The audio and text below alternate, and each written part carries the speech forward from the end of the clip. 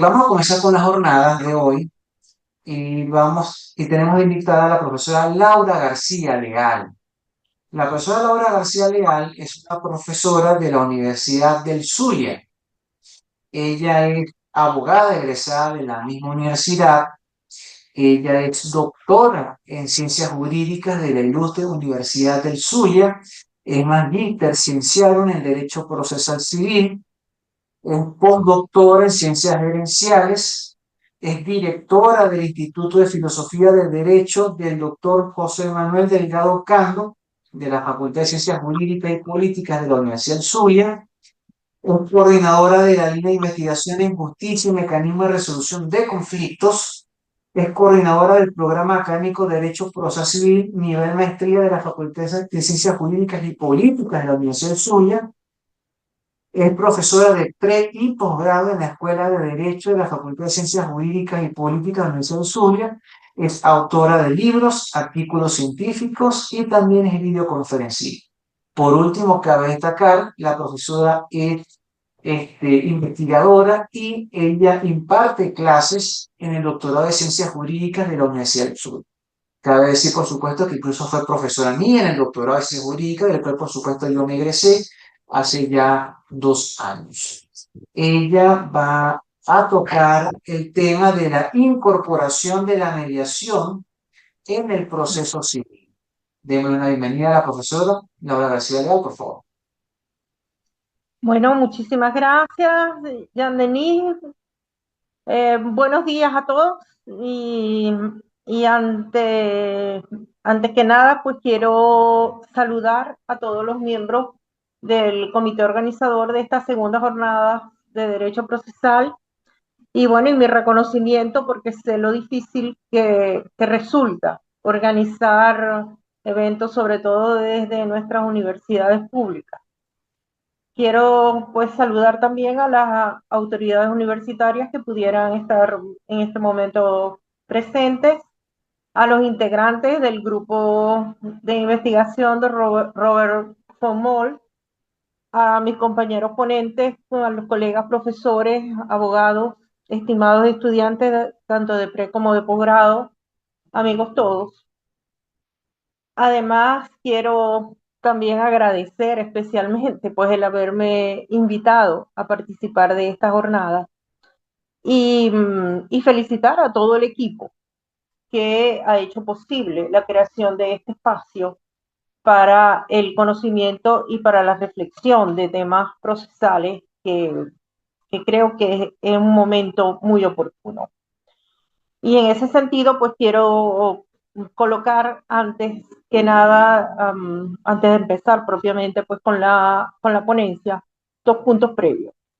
Uno que tiene que ver con que el hecho de que estamos reunidos y esta ponencia se está dictando en un momento cuando se está desarrollando un importante esfuerzo para elaborar un código, un nuevo código adjetivo en materia civil.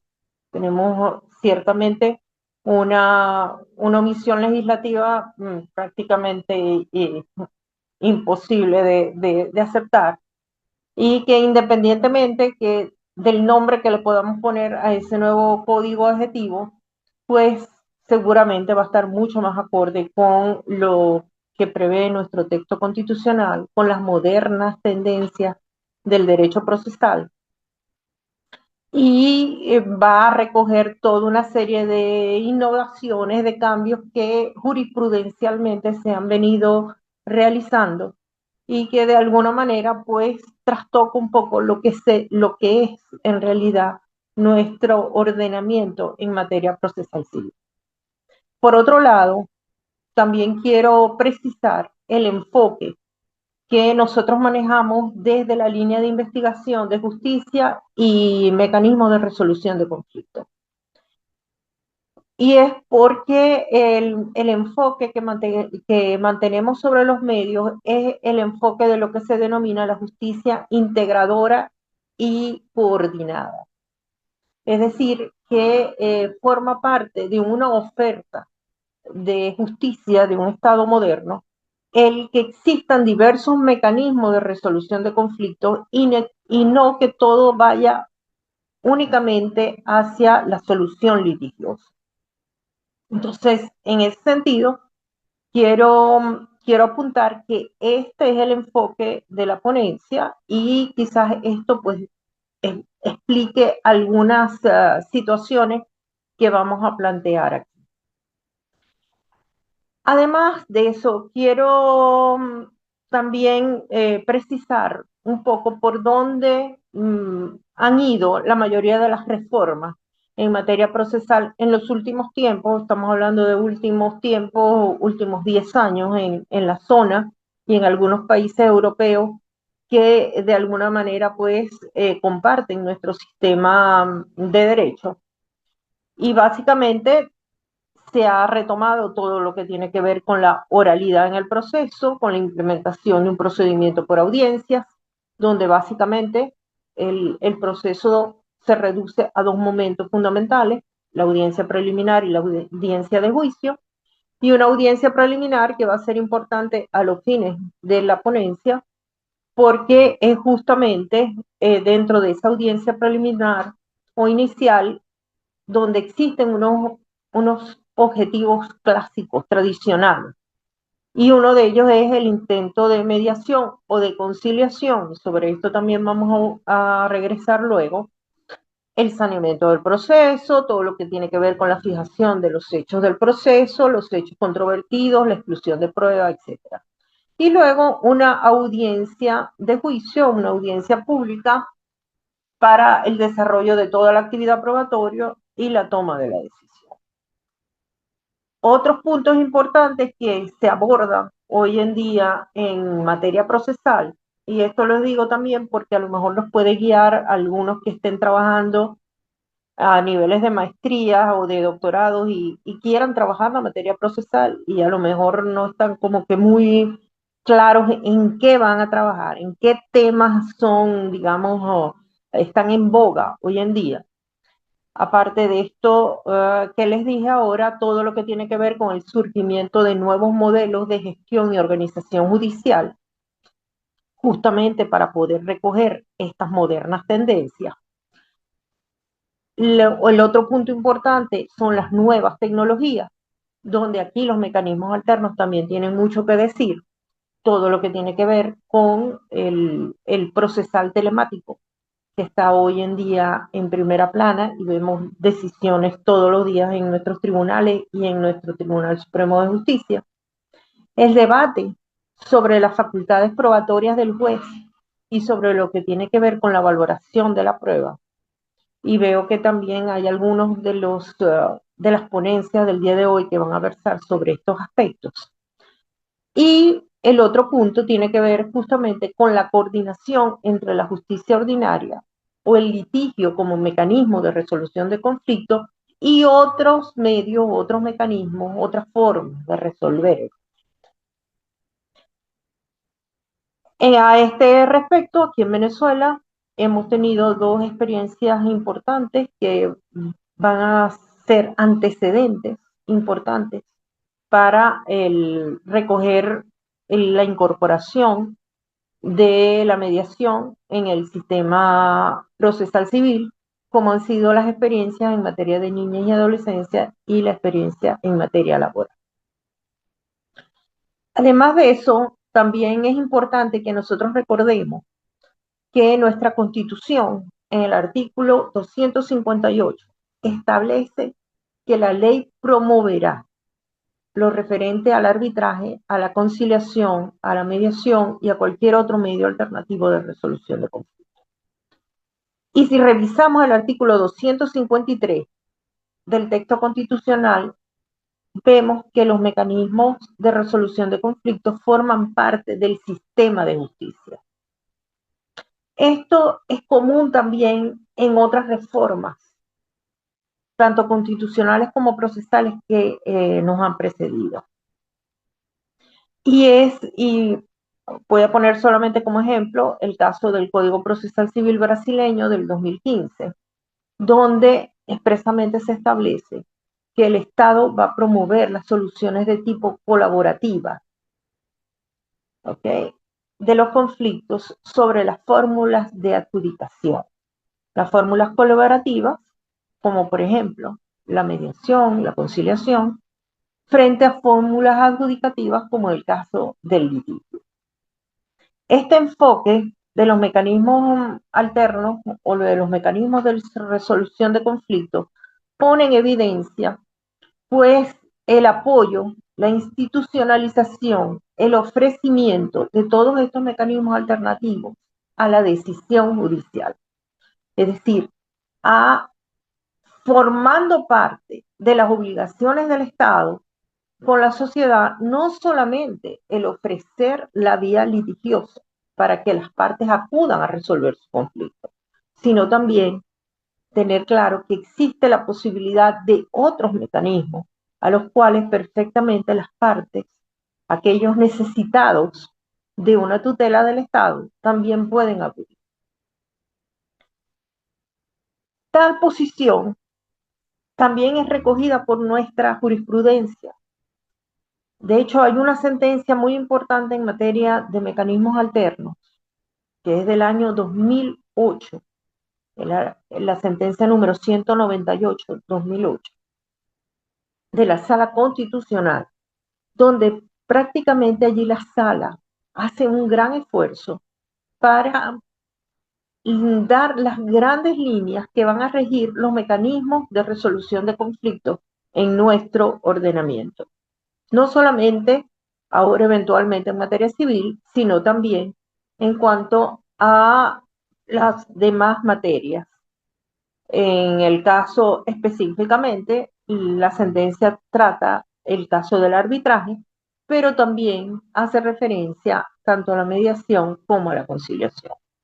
Y hace un énfasis muy importante en cuanto a considerar que todos estos mecanismos colaboran a la obtención de una tutela jurisdiccional verdaderamente eficaz, célere y ajena a todo tipo de formalidades innecesarias. Con ello, entonces, se puede afirmar que es una obligación prácticamente de todo Estado democrático y moderno, preocupado por el bienestar social de sus comunidades, de la sociedad, de ofrecer un sistema de justicia heterogéneo. Es decir, que no solamente yo me conformo con el hecho de que tenga el litigio como fórmula única o primordial para resolver los conflictos, sino que existan otras fórmulas sobre las cuales yo también pueda en un momento dado tomar una decisión y decidir, bueno, yo no voy a ir por la vía del litigio, sino que yo quiero una solución de manera concertada. Esto indudablemente supone un cambio importante en la lógica procesal. Y esto es un aspecto que es primordial, que se trabajó ya desde prácticamente principios de este siglo, cuando se empezaron a dictar las leyes procesales que tenían incorporados mecanismos alternos de resolución de conflictos. Entonces, ¿qué ocurría en un primer momento? ¿Qué ha ocurrido, digamos, dentro de la visión tradicional del proceso? Y es que en un primer momento, la visión tradicional, la doctrina tradicional procesal civil, es una visión procesocentrista. Y los demás mecanismos por los cuales yo puedo terminar un proceso son anormalidades procesales. De hecho, si yo tomo en este momento mi Código de Procedimiento Civil, veo formas anormales de terminación del proceso. Eso tiene una lectura, ¿ok? O sea, esos modos anormales de terminación del proceso no están ahí simplemente porque se le ocurrió a alguien, sino por el hecho justamente de la visión procesocentrista, la visión que todo se centra en el litigio y que la forma de resolver el conflicto es a través de una sentencia dictada por un juez. Esto hoy en día ha venido evolucionando. Y de hecho, aquí es importante rescatar a un importante autor español, Niceto Alcalá Zamora, que ya en el año 1947 discrepaba de lo que era esa teoría tradicional de entender que era únicamente a través del litigio y a través de la sentencia que los conflictos podían ser resueltos y que había que rescatar algunas experiencias, muchas de ellas muy ya pasadas en el tiempo, pero que en realidad podían ofrecer un mejor servicio de justicia a aquellas personas que en determinadas circunstancias pudieran acceder a la tutela del Estado, pero donde la decisión que ofrecía los tribunales, pues no era a lo mejor la mejor o la más acorde a los intereses que en un momento dado estaban en conflicto. Así, de hecho, en el año 1947, el texto de Alcalá Zamora, si alguno quiere y tiene la posibilidad de acceder a él, que es muy interesante, se llama Proceso, Autocomposición y Defensa. Aquí Alcalá Zamora critica en gran medida tanto a Carneluti como a Couture, a Rosenberg, y les dice que hoy en día, y ya estamos hablando para el año 47, ¿okay? Donde nadie hablaba de mediaciones, ni conciliaciones, ni nada por el estilo, ¿okay?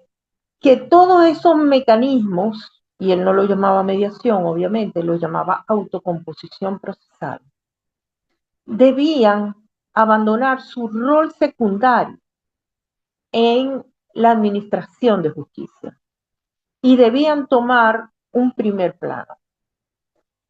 Toda vez que frente al proceso judicial, estos mecanismos en muchos casos iban a dar mejores resultados.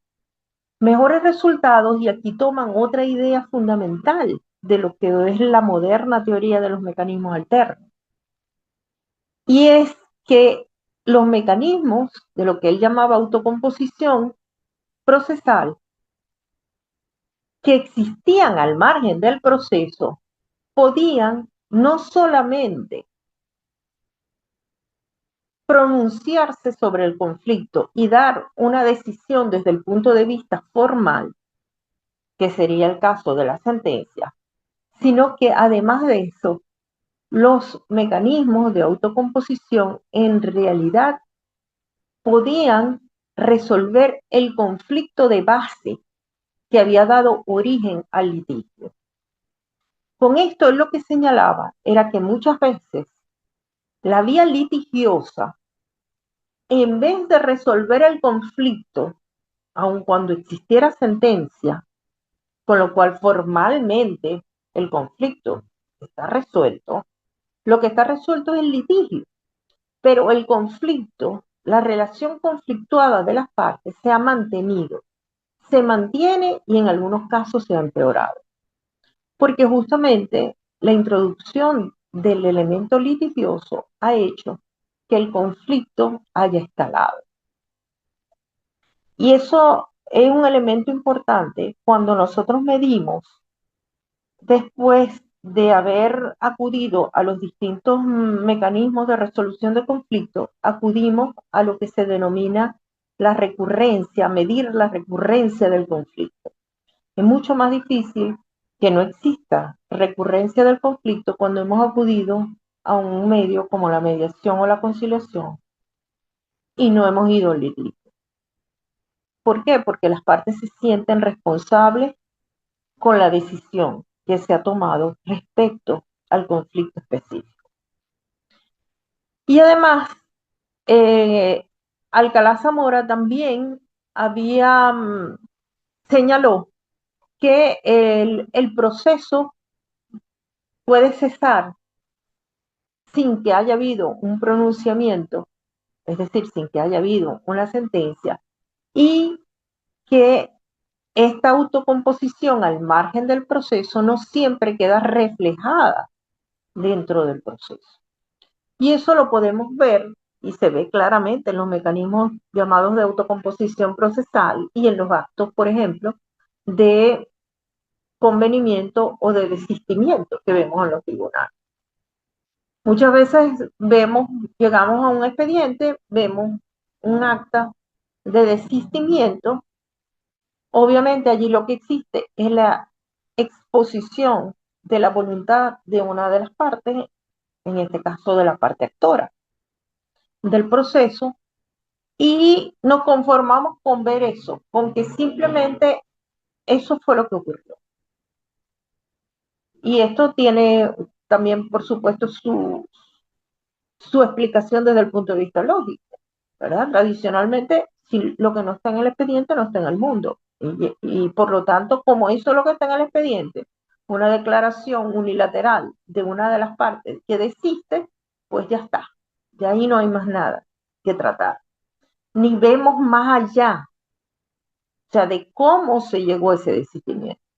Normalmente ese desistimiento que aparece en un expediente no es otra cosa que la manifestación última de un proceso de negociación o de mediación o de conciliación previo que se dio extraprocesal. O sea, ningún litigante un día amanece y dice, bueno, hoy voy a ir a desistir de una de mis causas. No.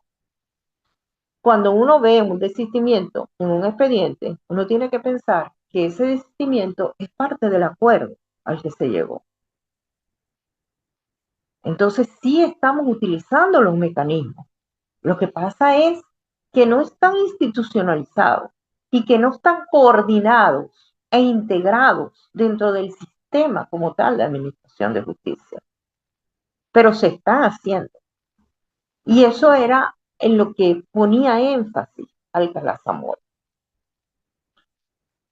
Esto evolucionó a partir del año 1947, como les dije, que hubo estas reflexiones de Alcalá Zamora, y luego hay otro momento importante de boom en cuanto a los mecanismos alternos. Y este momento importante es en el año alrededor de 1976, 75, 76, 77, que es cuando ya se empieza a hablar realmente del término medios alternos de resolución de conflictos, como hoy en día todavía se habla, y se empieza a hablar de la mediación. Hasta entonces nadie hablaba de mediación, se hablaba de conciliación, pero no existía la figura de la mediación.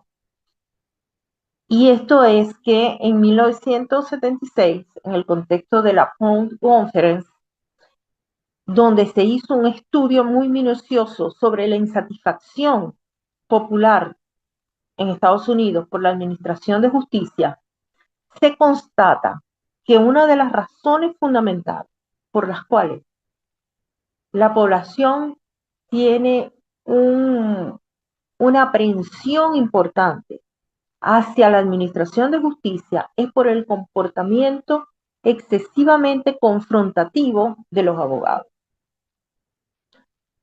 Y porque la propia persona, los propios ciudadanos, no se sentían representados por, por sus representantes ante estrado. Y así, el profesor Frank Sanders dicta una conferencia donde analiza la variedad de disputas procesales, llegando a la conclusión de que ante el hecho de que exista gran variedad de disputas procesales, lo lógico es pensar que también existan varios sistemas o varias formas o varios mecanismos para resolver esos distintos tipos de disputas procesales. Que no todas las disputas tienen que ir por una misma vía de solución, sino que hay que buscar otros mecanismos. Esta idea fue realmente tomada por varios grupos sociales, grupos de poder, y algunos jueces del Tribunal Supremo de Justicia norteamericano, y fue cuando realmente hubo la gran explosión sobre los mecanismos alternos de resolución de conflictos y se pasó de esa lógica de anormalidades procesales a la lógica de los mecanismos alternos, es decir, a la lógica de la subordinación. Y siempre se ha venido entonces trabajando un poco sobre esa lógica, el mecanismo alterno como un mecanismo de segundo grado, frente a el, el mecanismo principal, que es el mecanismo litigioso. El sistema o el enfoque que nosotros proponemos desde la línea de investigación es el sistema de la justicia integral, donde no existe un rango entre los distintos mecanismos, sino que existen mecanismos dentro de la lógica de la integración, existen mecanismos más acordes a determinado tipo de conflictos. Por eso es que para todos los que trabajamos medios alternos de resolución de conflictos, la lectura del conflicto es el elemento clave, es por donde uno comienza. Uno lee el conflicto, aplica toda una serie de teorías sobre el conflicto y una vez leído el conflicto, uno puede decir con cierto grado de certeza cuál va a ser el mecanismo más acorde para la resolución de ese conflicto.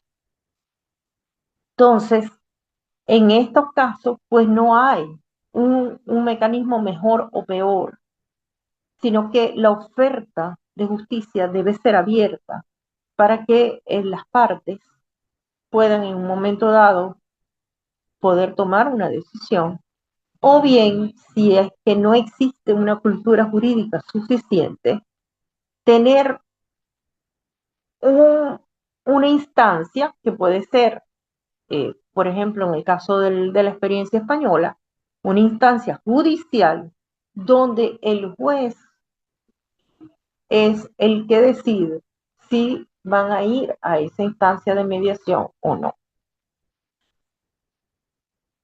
Ahora bien, digamos que este proceso de coordinación y de integración está en manos de quién. ¿Quiénes son los responsables y quiénes deben estar pendientes de esta gestión de este llevar adelante estos mecanismos? Pues de acuerdo al texto constitucional, el problema de la justicia es un problema de todos. Porque si nosotros leemos, como les dije al principio, el 253 constitucional que establece el sistema de justicia, el problema de justicia es un problema de ciudadanía y por lo tanto todos de alguna manera estamos involucrados en este problema. Ahora bien, sí hay unos responsables directos y los responsables directos están establecidos en el propio texto constitucional, porque por un lado, cuando el 258 de la Constitución establece que la ley va a promover la utilización de los mecanismos alternos o de otros mecanismos de resolución de conflictos, obviamente, ¿a quién se está refiriendo? En primer lugar, se está refiriendo a aquellos órganos que hacen la ley, donde, por lo menos en materia civil, pues no hemos cumplido, obviamente. Estamos en ese proceso. No sé si serán, pues que yo soy muy optimista, pero creo que esta vez sí podemos salir de esto. Pero si no, tenemos una seria omisión legislativa en esta materia. Entonces, el primer llamado es el órgano encargado de hacer la ley, de establecer mecanismos, otros mecanismos de resolución de conflictos, llámese mediación, llámese conciliación, en todas aquellas leyes que establezcan procesos, tanto desde el punto de vista jurisdiccional como administrativo. Además de eso, los jueces y las juezas deben promover la utilización de los mecanismos. El juez civil tiene un comodín, que es la conciliación no entendida como hoy en día la entendemos dentro del marco de la teoría de los mecanismos alternos, pero sí la conciliación como exhortación a las partes en la resolución del conflicto. La verdad es que los jueces no son muy llamados a ello, pero de hecho, en mis 34, casi 35 años de ejercicio profesional, solamente una vez un juez, y estamos hablando del año 90 y tantos, una juez nos llamó a todas las partes a su despacho y nos exhortó a que llegáramos a un acuerdo en 30 y tantos años de ejercicio profesional. Eso nos da claras luces de cuál es la cultura litigiosa que tenemos. Y por otro lado, también las escuelas de derecho, los colegios profesionales. ¿Por qué? Porque lo cierto es que nuestros pensas de estudio están pensados justamente en la formación del litigante y no en la formación de personas que busquen crear consenso, de una cultura del diálogo. Eso no es realmente para lo que está pensada nuestra estructura curricular. Y eso debería cambiar. Y lo mismo en el caso de los colegios de abogados. ¿Por qué? Porque tenemos un montón de abogados que se han formado en una cultura litigiosa que requieren realmente de formación en el área de la creación del consenso, porque para eso también uno tiene que prepararse. Ahora bien, ¿cómo incorporaríamos todo esto al proceso civil? Bueno, como ya les dije, tenemos dos importantes antecedentes. Lo que tiene que ver con la parte de niñez y adolescencia y la parte laboral.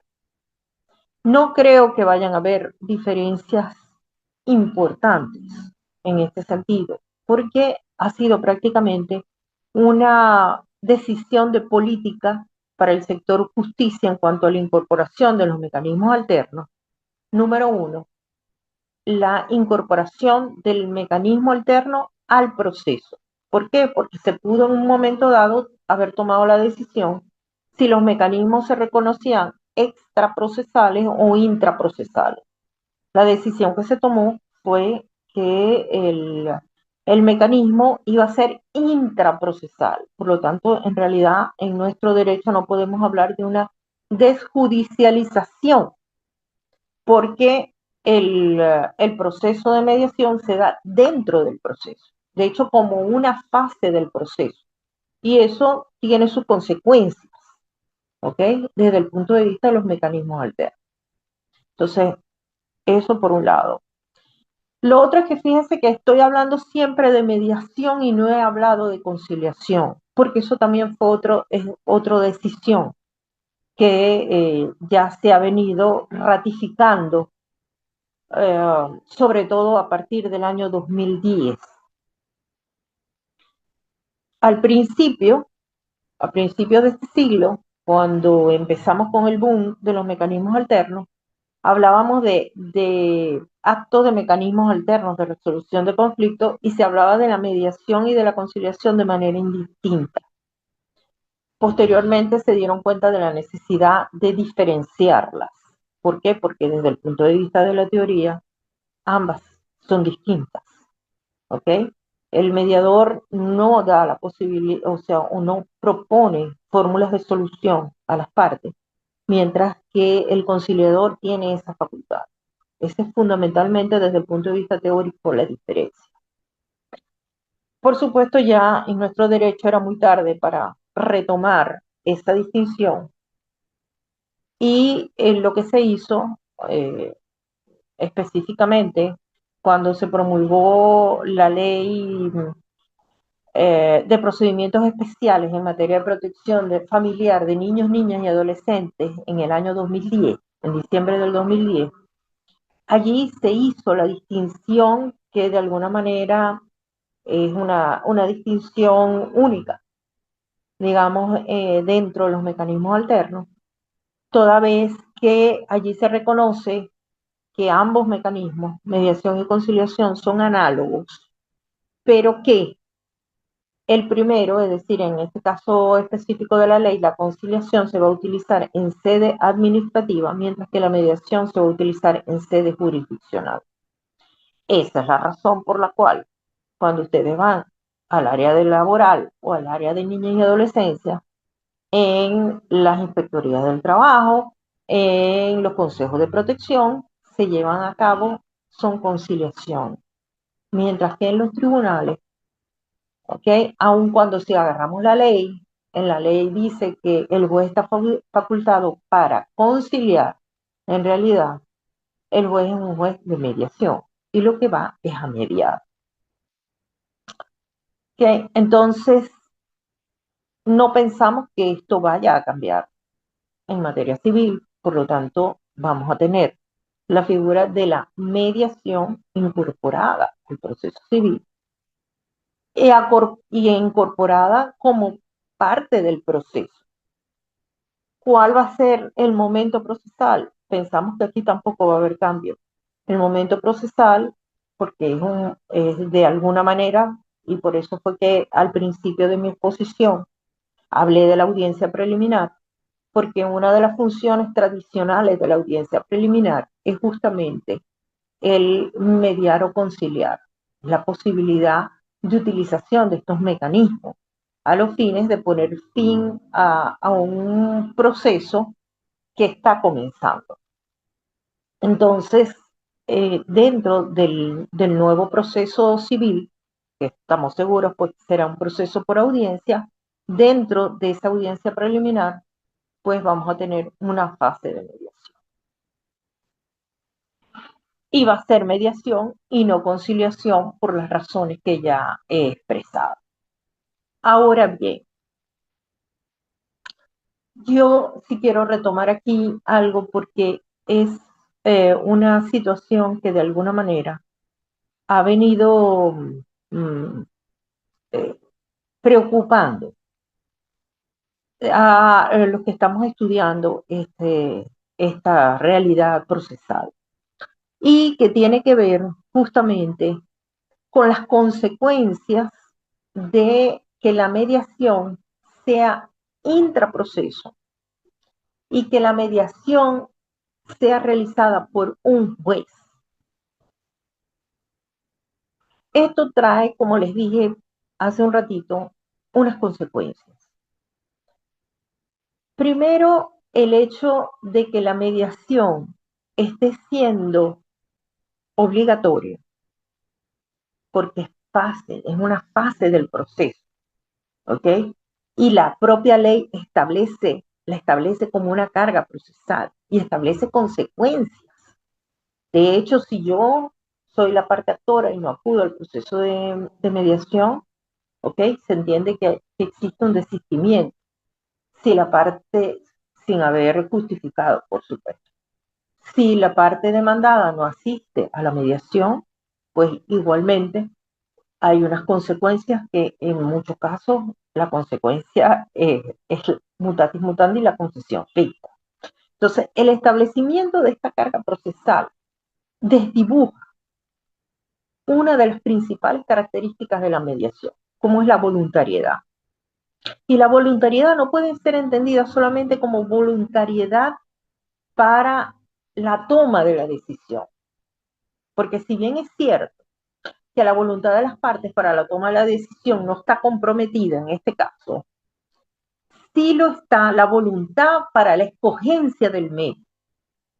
O sea, el yo acudir a una fase de mediación debería, en la teoría de los mecanismos, debería ser una decisión libre de la no debería estar, ser una obligación, una carga procesal y con una serie de consecuencias procesales. ¿Sí? Entonces, eso por un lado. Y esto lo dejo solo para reflexionar realmente sobre los mecanismos y sobre lo que nosotros tenemos. ¿Ok? Entiendo las razones desde el punto de vista de la cultura jurídica, aun cuando creo que también la cultura jurídica en cuanto a los mecanismos ha avanzado de manera significativa. Pero pienso que es hora de que volvamos a pensar sobre ello, sobre todo porque la materia civil y los, digamos, los conflictos que se mantienen en materia civil no son los mismos que se presentan en los tribunales laborales o en los tribunales de protección de niñas y adolescencia. Lo otro es el hecho de que tenga a un juez mediando. Porque si nosotros analizamos ambas figuras, juez y mediador, no hay nada más distinto de un juez que un mediador. Y no hay nada más distinto de un mediador que un juez. O sea, las funciones, los roles de juez y mediador son roles que están en los extremos. Que por definición, un juez es un tercero que decide sobre un conflicto. Y por definición, un mediador es un tercero que no resuelve, que no toma la decisión, que simplemente ayuda a las partes. Entonces, esta doble rol que se crea en el juez es preocupante, porque también desdibuja el medio y también trae ciertas consecuencias. Porque, por ejemplo, en el caso español, donde tenemos mediación intrajudicial, y esta intrajudicial lo quiero poner entre comillas, porque en realidad no es una mediación intrajudicial como la que ocurre en Venezuela, aun cuando la quieren tratar de hacer ver en algunos estudios que porque se llama intrajudicial es el mismo esquema. No es el mismo esquema. En el caso español, el juez que está conociendo el asunto tiene lo que se denomina un protocolo de derivación. Y cuando ese juez, que es el juez de la audiencia preliminar, constata que está ante un conflicto que puede ser mediado, entonces él lo que hace es que deriva al protocolo de mediación y pasa el caso a un mediador, que no es el mismo, que no es el mismo juez. ¿Por qué? Porque existe un problema y el problema, aun cuando los jueces muchos no los quieran reconocer, el problema es un problema ético, porque lo hemos tratado de resolver con dos jueces, un juez para la audiencia preliminar y un juez para la audiencia de juicio, y así el juez de juicio no está contaminado por lo que haya podido pasar en la audiencia de mediación. Pero es que el juez de la audiencia preliminar no solamente media, es un juez de sustanciación, toma decisiones sobre defensas preliminares, dicta medidas cautelares. Imagínense ustedes a una parte que va a un proceso de mediación y resulta que el que se le pone enfrente a mediar es el juez que ayer le dictó una medida de embargo o de secuestro sobre los bienes. Con lo cual estamos eh, poniendo al medio entendiendo la mediación, el medio de resolución de conflictos, en un momento dentro de un proceso para el cual no fue pensado.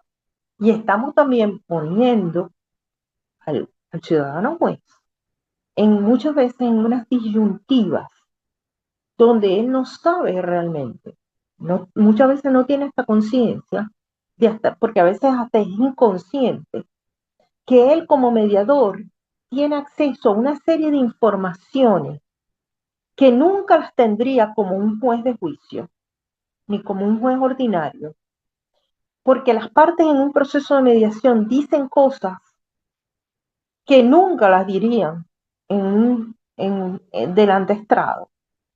Y el juez que está allí, esa información no la puede utilizar. No la puede utilizar. Entonces, hasta qué punto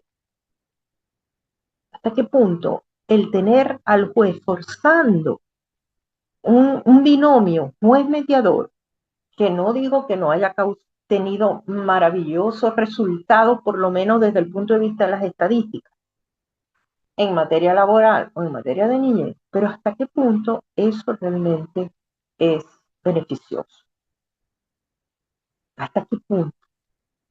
Y con esto de las estadísticas quiero traer a colación otro aspecto que siempre hemos criticado desde hace muchos años, y es justamente el problema de las estadísticas. El problema de medir a nuestros jueces, sobre todo nuestros jueces de mediación, por estadísticas y por los casos mediados. Con lo cual hacemos que surja en el juez un interés para mediar el caso, lo cual atenta contra los principios éticos de la mediación. Entonces, eh, esto, como les digo, esto último lo dejo solamente para reflexión. ¿Por qué? Porque pienso que la manera de incorporación va a ser la que ya tenemos.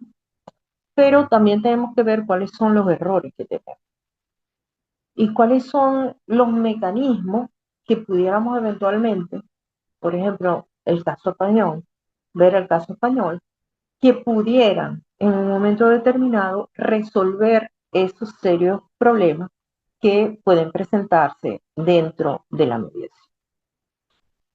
Para concluir, entonces, solamente decir que la incorporación de la mediación como una fase del proceso jurisdiccional civil en Venezuela es un objetivo que está alineado pues, con las tendencias de modernización de la justicia a nivel global y con los mandatos constitucionales que tenemos en el país y que busca ciertamente una justicia más eficiente, pacífica, accesible para los ciudadanos, pero que ello también hace importante que se realice lo antes posible y que además se reflexione realmente sobre cómo podemos mejorar lo que ya tenemos.